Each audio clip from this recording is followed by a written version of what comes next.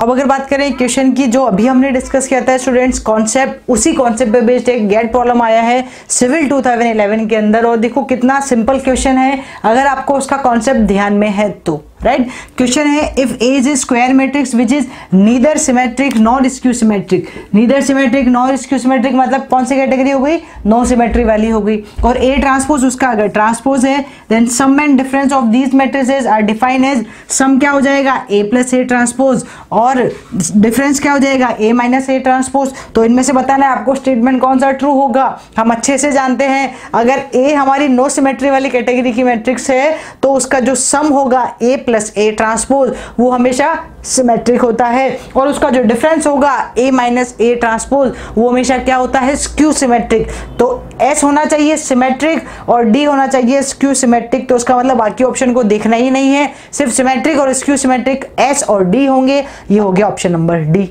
खत्म, राइट। आइए एक क्वेश्चन और डिस्कस करते हैं जहां पे हम अभी जो हमने ऑर्थोगोनल मैट्रिक्स की प्रॉपर्टी पढ़ी है उसको अप्लाई कर सकते हैं। Let's talk about another question. देखो कितना अच्छा और सिंपल सा क्वेश्चन है। क्वेश्चन गेट 2009 मैकेनिकल ब्रांच में आया था। Question for matrix m is equal to 3/5 4/5 x और 3/5 the transpose of the matrix is equal to its inverse. इसका मतलब क्या है, m transpose is equal to m inverse. ये चीज तो हर एक स्टूडेंट को दिख रही है। अगर आपने हमारा वीडियो देखा है अच्छे से, ऑर्थोगोनल मैट्रिक्स को अच्छे से समझा है, तो आपको ये दिखना चाहिए स्टूडेंट्स कि इसका मतलब इस क्वेश्चन में गिवन है मुझे कि मैट्रिक्स m कैसी है, ऑर्थोगोनल है। अगर मैट्रिक्स ऑर्थोगोनल है इसका मतलब दो चीजें हो गई, पहला कि इसके सारे वेक्टर ऑर्थोगोनल वेक्टर जैसे काम करेंगे और ऑर्थोनॉर्मल वेक्टर जैसे काम करेंगे, राइट। और इसका मतलब a dot b is equal to 0 होगा और a वेक्टर का magnitude of a vector is equal to 1 होगा, राइट। सेकेंड थिंग, और आपको ये भी दिखना चाहिए कि अगर ये ऑर्थोगोनल मैट्रिक्स है तो इसका जो डिटर्मिनेंट होगा स्टूडेंट्स वो क्या बनेगा, +-1 बनेगा, राइट। तो आप यहाँ इस क्वेश्चन को तीन तरीके से कर सकते हो। फर्स्ट मेथड आप ऑर्थोगोनल और ऑर्थोनॉर्मल को अप्लाई कर सकते हो। सेकेंड मेथड आप यहाँ इसके डिटर्मिनेंट को अप्लाई कर सकते हो। और थर्ड मेथड जो है ट्रांसपोज इसके इनवर्स के इक्वल है, मतलब m transpose is equal to i, जो बेसिक डिफाइन है उसको अप्लाई कर सकते हो।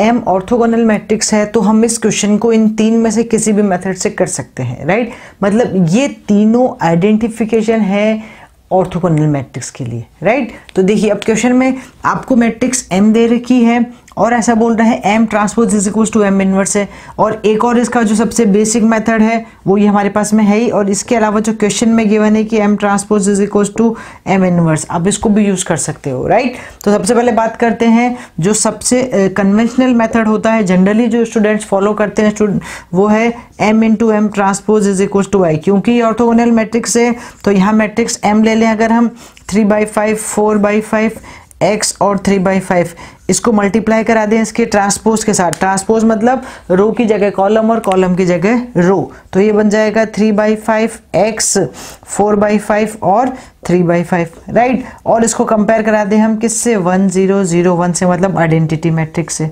ओके सबसे पहले मैं आपको बता रही हूँ ये जो बेसिक मेथड है जो डिफाइन है ऑर्थोगोनल मैट्रिक्स की उससे। ओके फिर हम 1 बाय 1 सारे मेथड्स को डिस्कस करेंगे। ऑलराइट तो चलिए अब इसको अगर कंपेयर कराएंगे तो यहाँ से क्या बन जाएगा, 3/5 into 3/5 that is equal to 9/25 और प्लस बन जाएगा 16/25।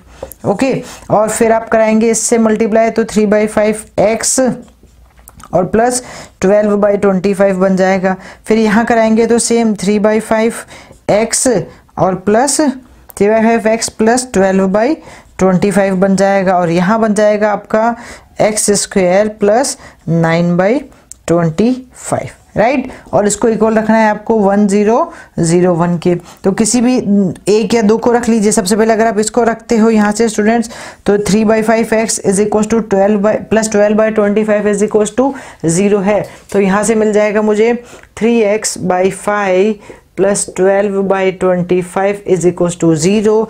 इसका मतलब क्या हुआ, 3/5 x is equal to minus का 12/25, कैंसिल करोगे 4, यहाँ कैंसिल करोगे 5 आ जाएगा, तो x की वैल्यू आ जाएगी माइनस का 4/5, राइट। आप चाहो तो इससे भी सॉल्व कर सकते हो, ये एक्स स्क्वायर प्लस, और you can write x square plus 9/25 is equals to 1 है, तो ऐसा भी लिख सकते हो x square is equals to 1 minus 9/25 मतलब 16/25 बन जाएगा, राइट। तो यहाँ से 16/25 बनेगा तो x की वैल्यू आ जाएगी प्लस माइनस 4/5, और यहाँ ऑप्शन में 4/5 भी और -4/5 भी है, लेकिन ऊपर वाले से -4/5 आ रहा है, तो obviously x is equals to -4/5 ही इसका आंसर होना चाहिए, राइट। चलिए, अब ये तो हुआ फर्स्ट मेथड। नाउ अब इसी क्वेश्चन को एक और मेथड से डिस्कस करते हैं, देखते हैं फिर क्या आंसर आता है। Let's try with the second method. देखो सेकंड मेथड के लिए क्या करना है, इस मैट्रिक्स का आपको डिटरमिनेंट फाइंड आउट करना है। तो इस मैट्रिक्स का डिटरमिनेंट निकाल दें m, क्योंकि ऑर्थोगोनल मैट्रिक्स है तो इसका डिटरमिनेंट आप क्या लेके चलेंगे, +1 लेके चलेंगे। मैंने आपको बोला था कि ऑर्थोगोनल मैट्रिक्स का डिटरमिनेंट +1 और -1 होता है, लेकिन हम जनरली +1 लेकर चलते हैं, राइट। हम कंसीडर करते हैं उसको +1, तो उसको +1 लेके चलेंगे। तो यहाँ से बन जाएगा स्टूडेंट्स कितना डिटरमिनेंट, मतलब 3/5, 4/5 x और 3/5 इज इक्वल्स टू +1। तो यहाँ से बन जाएगा कितना 9/25 minus 4x/5 is equals to 1। तो यहाँ से बन जाएगा कितना आपके पास में 9/25 उधर चला जाएगा, तो या उसको ऐसे लिख सकते हैं हम 4/5x इज इक्वल्स टू, ये बन जाने वाला है हमारे पास में कितना 1, ये उधर लेके जाओगे तो बनेगा 1 माइनस 9/25, राइट। और ये माइनस का है तो यहाँ से बनेगा माइनस का 16/25। तो यहाँ से x की वैल्यू कितनी आ जाएगी आपके पास में, sorry it is not minus plus, तो यहाँ से x की वैल्यू कितनी आ जाएगी माइनस का 4/5, क्योंकि ये 4 से ये 4 कैंसिल हो जाएगा, ये 5 से 5 कैंसिल हो जाएगा, तो -4/5 आ जाएगा x की वैल्यू। ओके, तो इस मेथड से भी आप फाइंड आउट कर सकते हैं। अभी जो मैंने देखा वो कन्वेंशनल मेथड है, जो बेसिक डिफाइन है ऑर्थोगोनल की, और ये है जो हमने शॉर्ट ट्रिक सीखी है स्टूडेंट्स की। अगर आपको पता है कि ऑर्थोगोनल मैट्रिक्स का डिटरमिनेंट +-1 होता है, लेकिन आप 99.9% केसेस में +1 लेकर चलते हैं, इसलिए मैंने यहाँ +1 लिया और ये मेरा सोल्यूशन आ गया क्वेश्चन का। Alright, now let's talk about the next method, और कैसे कर सकते हैं इस क्वेश्चन को।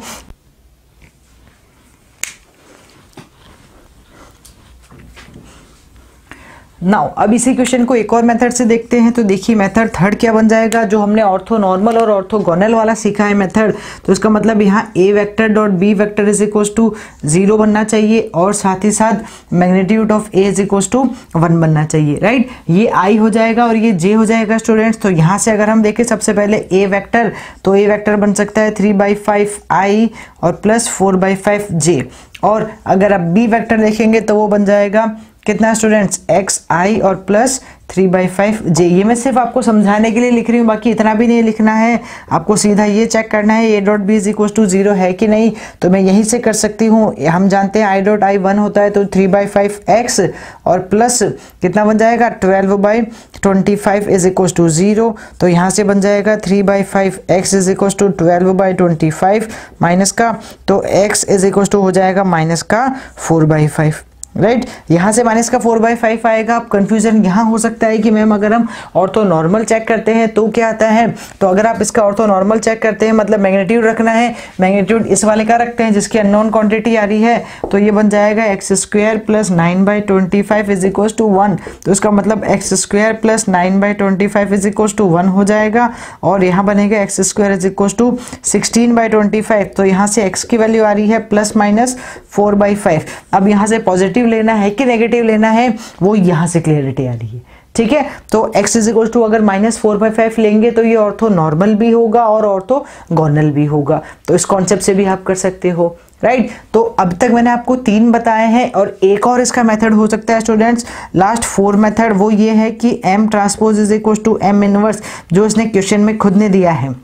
ओके, तो इसका मतलब क्या करें, हम इस 2x2 की मैट्रिक्स का इन्वर्स निकाल दें और उस इन्वर्स को इक्वल रख दें इसके ट्रांसपोज के, और दोनों वैल्यूज को कंपेयर करा दें, राइट। लेकिन अब तक हमने इन्वर्स नहीं सीखा है, इसके लिए मैं आपको ये मेथड नहीं बता सकती। जब हम इन्वर्स सीख जाएंगे तो आप खुद इस क्वेश्चन को कर सकते हैं। कैसे, मैं यहाँ हिंट दे रही हूँ और वो काम आपको खुद करना है अब, राइट। कैसे करना है, देखिए फोर्थ जो मेथड है हमारा इस क्वेश्चन के लिए, m transpose is equal to m inverse होता है, क्योंकि ये ऑर्थोगोनल मैट्रिक्स है। ट्रांसपोज तो इसका निकाल ही सकते हैं हम, वो बन जाएगा रो की जगह कॉलम, कॉलम की जगह रो, तो ये बन जाएगा 4/5 और 3/5।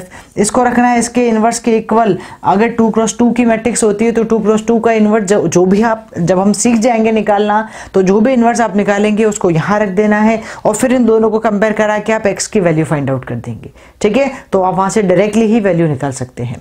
तो ये 4 मेथड्स मैंने आपको बताया इस एक क्वेश्चन के लिए। स्टूडेंट, आप जिस ऑप्शन को इजी समझे आप उसमें जा सकते हैं, बिकॉज ऑर्थोगोनल मैट्रिक्स इंपॉर्टेंट है, इसीलिए मैंने आपको इतना डिटेल में इसको समझाया है। ओके, अब डिस्कस करते हैं। देखो, इस ऑर्थोगोनल मैट्रिक्स का एक क्वेश्चन सिविल 2018 में आया था। अगर आपने ऑर्थोगोनल के कॉन्सेप्ट को पकड़ लिया, समझ में आ गया, तो उस क्वेश्चन को आप with in fraction of second कर सकते हैं, देखते ही टिक कर सकते हैं विदाउट यूजिंग पेन। वो भी ठीक है। आइए देखते हैं वही question 2018 civil branch and the question is for the given orthogonal matrix Q is equals to 3/7 2/7 6/7 -6/7 3/7 2/7 2/7 6/7 -3/7 एक 3x3 की मैट्रिक्स Q है। Then the inverse of this matrix is what. Options given थे लेकिन मैंने नहीं लिखे हैं क्योंकि मुझे पता है कि अगर आपने मेरे अभी जो थोड़ी देर पहले मैंने बात बोली है उसको ठीक से समझा है तो आप इस क्वेश्चन को विदाउट यूजिंग पेन और देखते ही कर सकते हैं। शायद आपको ऑप्शंस भी सिर्फ और सिर्फ वही दिखेगा जो आपको आंसर पता है, राइट। ठीक है, इसके लिए ऑप्शन नहीं लिख रही हूँ, हम डायरेक्ट बता सकते हैं। इस क्वेश्चन में मैट्रिक्स Q है, as we know very well. जो इंपॉर्टेंट थिंग है वो ये है orthogonal matrix. Orthogonal matrix Q है और आपको उसका इन्वर्स बोल रहा है, तो इसके लिए आपको अलग से inverse Q inverse is equal to adjoint of A upon determinant of A करने की बिल्कुल भी जरूरत नहीं पड़नी चाहिए, राइट। क्यों नहीं पढ़नी चाहिए? क्योंकि इस Q इनवर्स को अगर आप ठीक से देखेंगे स्टूडेंट्स तो ये क्या है, ये Q इनवर्स किसके इक्वल होगा, इसके ट्रांसपोज के इक्वल होगा, क्योंकि ये ऑर्थोगोनल मैट्रिक्स है। As we know very well, कोई भी मैट्रिक्स ऑर्थोगोनल मैट्रिक्स होती है अगर उसका ट्रांसपोज उसके इनवर्स के इक्वल हो, this is the basic define of an orthogonal matrix, right. तभी तो हम लिखते हैं Q into Q transpose is equal to I, right, is equal to I। और इसका मतलब क्या हुआ कि Q transpose is equal to nothing but Q inverse. ये Q उधर चला जाएगा तो बन जाएगा Q इनवर्स। ओके, तो अगर मुझे इस मैट्रिक्स का इनवर्स निकालना, मतलब मुझे क्या निकालना है, inverse of matrix find out करना है। ये तो सब बच्चों को दिख रहा है, लेकिन आपको ये दिखना चाहिए स्टूडेंट्स कि मुझे ये मैट्रिक्स Q गिवन है और मुझे बिल्कुल बेसिक मैट्रिक्स, बिल्कुल बेसिक लीनियर अलजेब्रा का क्वेश्चन करना है कि मुझे इस मैट्रिक्स Q का ट्रांसपोज निकालना है। ट्रांसपोज मतलब रो की जगह कॉलम और कॉलम की जगह रो लिख देना है। तो देखिए, इस मैट्रिक्स का ट्रांसपोज मतलब Q ट्रांसपोज, उसी को हम बोलेंगे Q इनवर्स। क्या बन जाएगा, ये जो फर्स्ट रो है उसकी जगह आ जाएगा फर्स्ट कॉलम, तो 3/7 2/7 और 6/7। जो सेकंड रो है -6/7 3/7 2/7 वो बन जाएगा सेकंड कॉलम, और जो थर्ड रो है वो बन जाएगा थर्ड कॉलम, तो 2/7 6/7 और -3/7। और ये क्वेश्चन आपका फिनिश, राइट। तो कितना बेसिक है आप इजीली देख सकते हैं ये खुद। ओके स्टूडेंट्स, तो इसी के साथ हमने डिस्कस किया था स्टूडेंट्स स्पेशल रियल मैट्रिसेस, जिसमें देखा था सिमेट्रिक, स्क्यू सिमेट्रिक और ऑर्थोगोनल को अच्छे से डिटेल में डिस्कस किया और साथ ही साथ उस पर बेस्ड गेट प्रॉब्लम्स को भी डिस्कस किया था। ओके, नाउ अब डिस्कस करते हैं next part of special matrices, that is special complex matrices. जैसे रियल में होता है सिमेट्रिक, स्क्यू सिमेट्रिक और ऑर्थोगोनल, सेम पैटर्न में ही कॉम्प्लेक्स में होता है students Hermitian matrix, skew Hermitian, skew Hermitian and unitary, right. Hermitian, skew Hermitian and unitary matrix. Same property जो सिमेट्रिक की होती है वो हर्मिशियन की होती है, जो प्रॉपर्टी रियल में स्क्यू सिमेट्रिक की होती है वही प्रॉपर्टी कॉम्प्लेक्स में स्क्यू हर्मिशियन की होती है, जो प्रॉपर्टी रियल में ऑर्थोगोनल की होती है वही प्रॉपर्टी कॉम्प्लेक्स में यूनिटरी की होती है, राइट। बस डिफरेंस ये है कि ये सारी प्रॉपर्टीज, ये सारे मैट्रिसेस जो हैं कॉम्प्लेक्स में होते हैं और वो तीनों रियल में होते हैं, राइट। हमने एक नोटेशन पढ़ा था A theta, right, that is transpose of conjugate, मतलब ए बार निकालते हैं फिर उसका ट्रांसपोज निकालते हैं, या फिर ए ट्रांसपोज निकाल के बार निकालो या ए बार निकाल के ट्रांसपोज निकालो, right. Conjugate, transpose of conjugate, ठीक है। तो इस ट्रांसपोज ऑफ कॉन्जुगेट को बोलते हैं ए थीटा। नाउ अगर कोई भी मैट्रिक्स हर्मिशियन मैट्रिक्स कहलाएगी, यानी square matrix is said to be Hermitian matrix if it satisfy the condition A theta is equal to A. Okay, symmetric के लिए तो क्या था, A transpose is equal to A। Hermitian के लिए है कोई भी कॉम्प्लेक्स की मैट्रिक्स या कोई भी स्क्वायर मैट्रिक्स हर्मिशन मैट्रिक्स कहलाएगी अगर वो सेटिस्फाई करे A theta is equal to A। Now when I am talking about कोई भी स्क्वायर मैट्रिक्स, इसका मतलब हो गया कि वो मैट्रिक्स कैसी है, कॉम्प्लेक्स मैट्रिक्स है, ठीक है, कॉम्प्लेक्स की फॉर्म में होनी चाहिए। सेम स्क्यू हर्मिशन में हो जाएगा A theta is equal to minus A। Okay, और unitary that is A into A theta is equal to I या A theta is equal to A inverse. तो जो आपको समझ में आ रहा होगा, जो प्रॉपर्टीज सिमेट्रिक की है वही हर्मिशन की है, स्क्यू सिमेट्रिक और orthogonal, sorry skew symmetric means skew Hermitian और ऑर्थोगोनल मींस यूनिटरी, राइट। तो बिल्कुल सेम प्रॉपर्टीज है, कोई डिफरेंस नहीं है। इसका कोई ऐसा क्वेश्चन नहीं आया है गेट में और ना ही बनता है, लेकिन ये बेसिक कॉन्सेप्ट है। आपको एक चीज ध्यान रखनी है स्टूडेंट, एक क्वेश्चन आया था कि आप ये इंपॉर्टेंट थिंग है, ये ध्यान रखना है क्योंकि वो क्वेश्चन डायरेक्ट इसका नहीं है, आइगन वैल्यूज में था, लेकिन आपको ये चीज ध्यान रखनी है कि जो प्रॉपर्टीज हर्मिशन की होती है, चाहे कोई भी प्रॉपर्टी हो, अगर मैं डिटरमिनेंट की बात करूंगी तब भी, अगर मैं रैंक की बात करूंगी तब भी, तो जो भी प्रॉपर्टीज हर्मिशन की होगी वही प्रॉपर्टी सिमेट्रिक की होती है, राइट। सेम जो स्क्यू हर्मिशन की वही उसकी स्क्यू सिमेट्रिक की होती है और ऑर्थोगोनल की जैसे ही यूनिटरी की होती है, ठीक है। तो ये चीज ध्यान रखनी है आपको। बाकी सब कुछ सेम है, इनका नेचर सेम है, डिफरेंस इतना सा है कि ये कॉम्प्लेक्स में है और वो तीनों रियल में होते हैं। ओके स्टूडेंट्स, तो ये होता है हमारा स्पेशल कॉम्प्लेक्स मैट्रिसेस। अब हम नेक्स्ट वीडियो में डिस्कस करने वाले हैं डिटरमिनेंट, जो बहुत ज़्यादा इंपॉर्टेंट है। ये सारा तो बेसिक ऑफ मैट्रिक्स था, अब हम एक स्टेप आगे बढ़ेंगे, ठीक है, एक लेवल अप करेंगे हम, और उसमें हम डिस्कस करेंगे डिटरमिनेंट को। डिटरमिनेंट निकालने का एक नया मेथड और एक शॉर्टकट मेथड हम सीखने वाले हैं। डिटरमिनेंट बहुत ज़्यादा इंपॉर्टेंट है क्योंकि अगर आपको आगे लीनियर अलजेब्रा में आपको अगर रैंक समझना है, आपको सिस्टम ऑफ इक्वेशन समझना है, आपको आइगन वैल्यूज आइगन वेक्टर समझना है, तो उन सब का जो बेसिक है, उन सब का जो की पॉइंट है वो है डिटरमिनेंट, ठीक है। तो डिटरमिनेंट समझना अच्छे से बहुत ज्यादा जरूरी है। डिटरमिनेंट की प्रॉपर्टीज बहुत ज्यादा इंपॉर्टेंट है क्योंकि इन प्रॉपर्टीज को आप डायरेक्टली अप्लाई कर सकते हो रैंक में, सिस्टम ऑफ इक्वेशन में और आइगन वैल्यूज आइगन वेक्टर में। तो मिलते हैं नेक्स्ट वीडियो में डिटरमिनेंट के साथ। Thank you.